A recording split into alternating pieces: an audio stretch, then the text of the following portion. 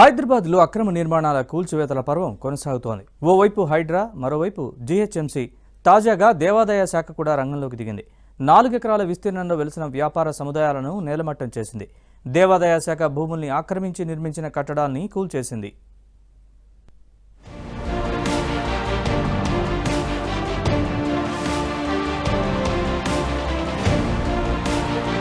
రంగారెడ్డి జిల్లా రాజేంద్రనగర్ సర్కిల్ అత్తాపూర్లో చేపట్టిన కూల్చివేతలు స్థానికంగా సంచలనంగా మారాయి. అక్రమ నిర్మాణాలను హైడ్రా తరహాలో ఎండోమెంట్ అధికారులు నేలమట్టం చేశారు. దేవాదాయ శాఖ భూముల్లో వెలిసిన అక్రమ నిర్మాణాలను రంగారెడ్డి జిల్లా దేవాదాయ శాఖ మోహన్ అసిస్టెంట్ కమిషనర్ శేఖర్ ఆధ్వర్యంలో కూల్చివేశారు.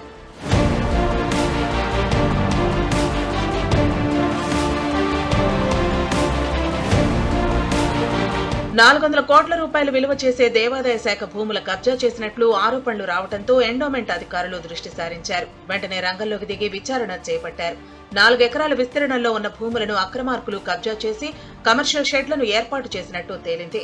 ఆక్రమణ భూమిని అనంత పద్మనాభస్వామి ఆలయానికి సంబంధించినదిగా గుర్తించారు.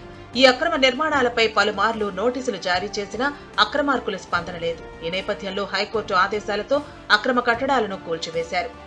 ఇప్పుడు ఈ దేవస్థానానికి సంబంధించినటువంటి భూమిలో మళ్ళీ తొందరలోనే దీన్ని కమిషనర్ గారు పబ్లిక్ ఆక్షన్ పెట్టేసి లీజ్ ప్రపోజల్స్కి చేయడానికి కూడా ముందుకున్నారు.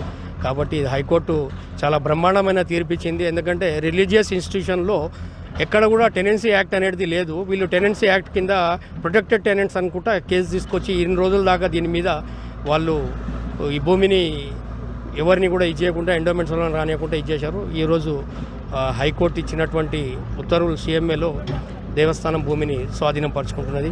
అయితే తమకు నోటీసులు ఇవ్వకుండా కూల్చివేతలు జరపడంపై అధికారులతో స్థానికులు వాగ్వాదానికి దిగారు. హైకోర్టులో కేసులు పెండింగ్ లో ఉండగానే ఎలా కూల్చివేస్తారంటూ ఆగ్రహం వ్యక్తం చేశారు. దీంతో కాసేపు అక్కడ ఉద్రిక్త వాతావరణం నెలకొంది. స్థానికులు అడ్డుకునే ప్రయత్నం చేయడంతో భారీ పోలీస్ బందోబస్తు నడుమ ఆక్రమణలను నేలమట్టం చేశారు. సడన్ గా 1 అవర్ లో వచ్చేసారు. 1 అవర్ 15 మినిట్స్ ఉందని చెప్పేసారు. వచ్చేసారు మాకు చెప్పలేదు సార్. ఇప్పుడు మాకు నోటీస్ రాలేదు.